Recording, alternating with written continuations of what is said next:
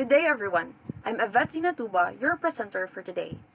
Now, I know that you've already learned some theories in instructional materials development based on Alexander's report, which are the Bloom's taxonomy, the elaboration theory, the zone of proximal development and scaffolding, and inquiry-based learning theory. For today, I'm going to add some theories or discuss some theories that are also relevant in instructional materials development. Now, without further ado, let us go first with Merrill's first principle of instruction. Now, obviously, this instruction was formulated by David Merrill, a respected educational teacher and researcher. So in this first principle of instruction, in Merrill's first principle of instruction, he found out that there are 5 aspects that needs to be included in developing an instructional material. So first, we have problem-centered. Learners are engaged in solving real-world problems. Second is the activation. The existing knowledge is activated as the foundation for new knowledge. Third is demonstration. New knowledge is demonstrated to the learner, and the application, the new knowledge is applied by the learner. And the last one is the integration. The new knowledge is integrated into the learner's world. Now, all of these, we are going to delve deeper in these aspects that needs to be included in developing instructional materials. Now, we have first, problem-centered, or the learners are engaged in solving real-world problems.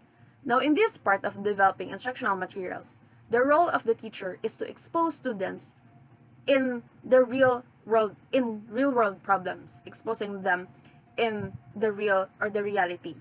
So, it is our job as future teacher to provide a task that the learner will complete. We are to give them activities or materials, but let us make sure that we are going to contextualize the materials that we are going to give. So ensure that the students are taking action in problem solving. Because if the students are just passively doing the problem solving, like teachers are just going to be the one taking control of the learning process, students will not effectively learn what they are going to learn. So it is important to ensure that the students are taking action in the real problem solving. Because also, in the problem-centered, our goal here is to strengthen the problem solving skills of the students. So, a teacher must begin with a basic problem and then add complexity eventually. So the learning process is more effective if the students are going to have to be exposed in activities that starts with basic to complex. It is also important to remember the level of difficulty of the activities that we're going to introduce to the learners are suitable for the knowledge level of our students. Next, we have activation, or the existing knowledge is activated as a foundation for new knowledge. So the learning is promoted when we are going to activate the previous knowledge of the students. So tap into learners' existing knowledge and experiences. For example, before we are going to introduce them or to teach students how to construct a grammar, we have to make sure that they have already learned what are the parts of speech. So it is important to assess first what they've already know so that we can link and meld the old with the new. Again, we must make sure that they will be exposed in an engaging, interesting, and authentic. Because I believe, and also this theory believe that in encouraging students to learn, we must first consider the motivation. How are we going to motivate our students to learn? Again, we must begin with a basic problem, then build the complexity. For the third, we have the demonstration. New knowledge is demonstrated to the learner. So in this aspect, or in this part, or in this phase, the teacher are taking control of the learning process of the students. So the teacher are going to demonstrate the content and provide them with examples. For learners are more likely to understand how to apply the learning when information is presented with example. Just like the case of us, BSEd English 3, we are given with topics and we are just going to analyze it all by ourselves and we're going to report it to everyone without proper correction and intervention and feedback of the teacher. So what happened was we have now a gap that needs to be filled because we haven't saw how it should be demonstrated. And in demonstration, teacher can use media that supports effective learning. So we have the audio and relevant summary graphics. We can also use literature to help students learn, and literature can actually help teacher to demonstrate the content effectively. So in this part, again, the teacher are taking control of the learning process. So in the fourth one, the application. New knowledge is applied by the learner. By that, I mean that the learners are now taking control of the learning process. So teachers should gradually withdraw coaching to build learner independence. So rather than the teacher are just going to are be the one explaining and discussing the topic, the learners are now going to apply what they have learned from the teacher into their selves. So they are going to be most likely be independent in the learning process. Let the students apply their learning to different contexts. Because in the application, this is when we teacher can know that the students have really understood what you have discussed. Now, for the last one, the integration. New knowledge is integrated into the learner's world. We've already know that life is more than in the four corners of the classroom.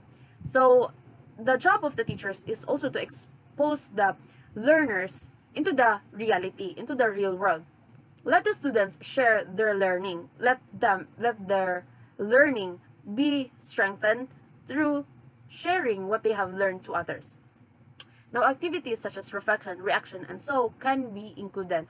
For in reflection, we can encourage learners to transfer their learning to their own lives. After they are going to reflect what they have learned, they are now ready to apply or to integrate what they have learned into the real context. So these are the Merrill's first principle of instruction.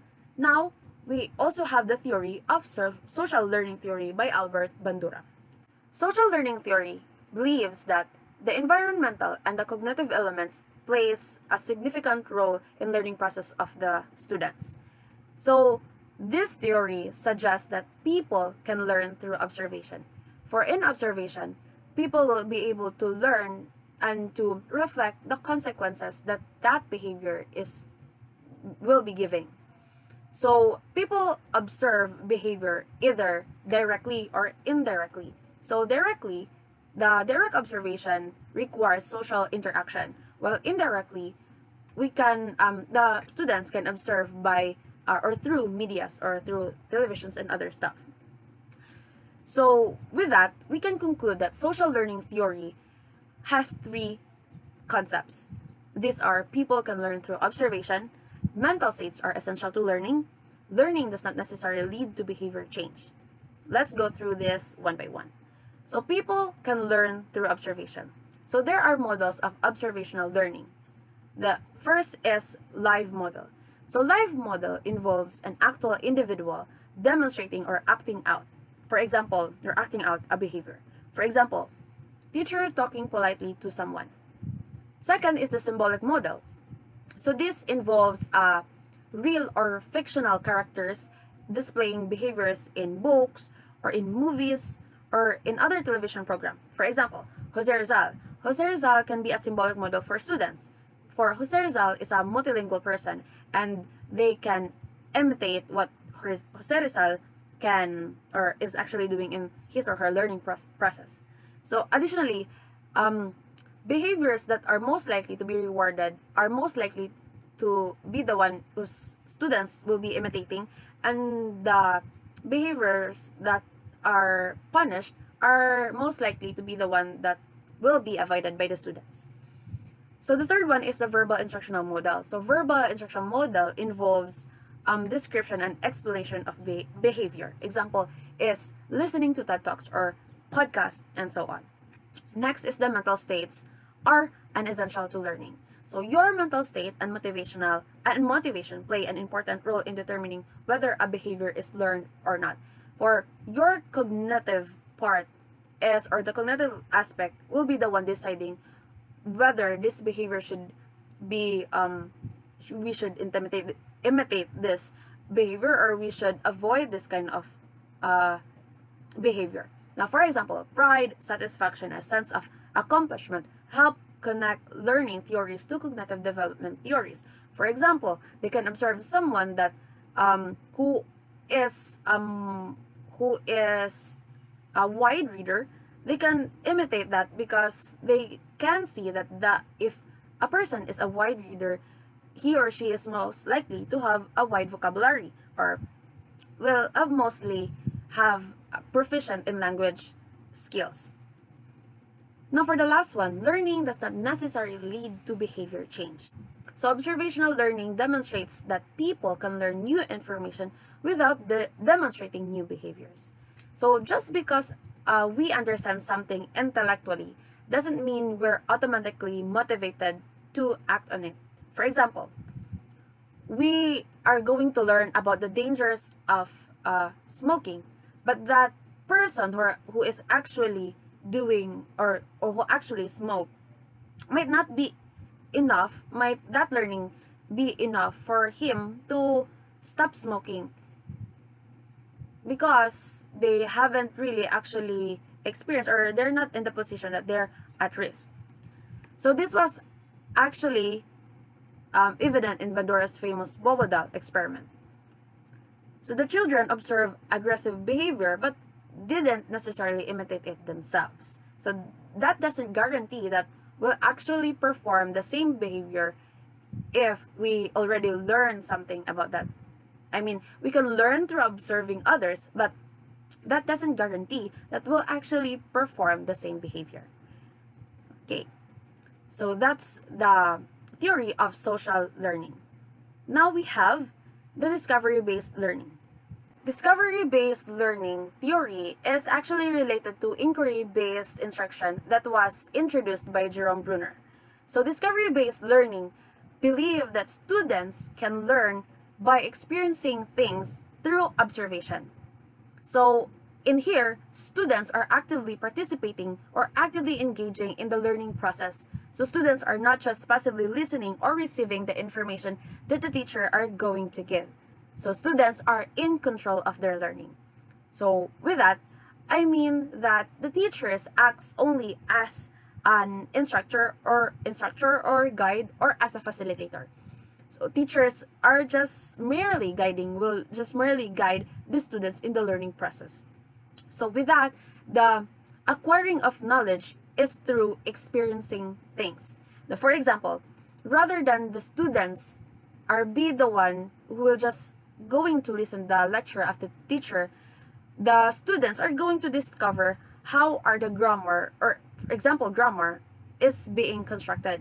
For example, teachers are just going to give them with literatures or stories like poems, novels, or short stories or dramas. They will be the one who are going to observe how the structure or how the grammar is being constructed, and the teacher is just going to guide them, and also can give them example on how to really construct a sentence, or a grammar.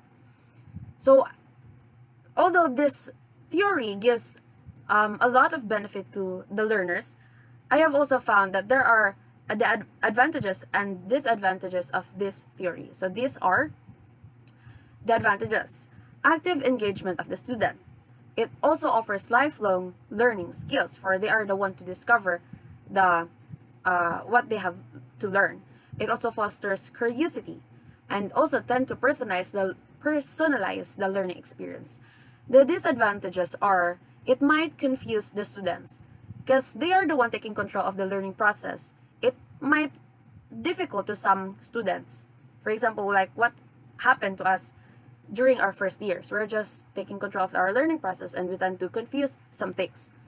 Also, it is time consuming, and it requires the teacher to be extra ready. For like what I've said, since the learners are going to take control in the learning process, there can be a lot of errors and mistakes, and so the teacher must be extra ready to correct and intervene in the learning process. To sum up the whole discussion, let us review all the theories. First is the Merrill's first principle of instruction. So David Merrill believes in developing problem-centered instructional materials, activating prior knowledge, demonstrating effectively, facilitating application, and integrating new knowledge with existing understanding. While Bandura's social learning theory proposed that learning can also occur simply by observing the actions of others. And lastly is the discovery-based learning, which is the main point of this theory, is to shift the focus from passive information reception to active knowledge construction. Now, why do we need to learn all of this? So these theories can help us or can be a guide for us future teachers in making an effective and efficient instructional materials. Now, if you want to learn more about the said theories, here are some references that might help you. That would be all. Thank you so much for listening.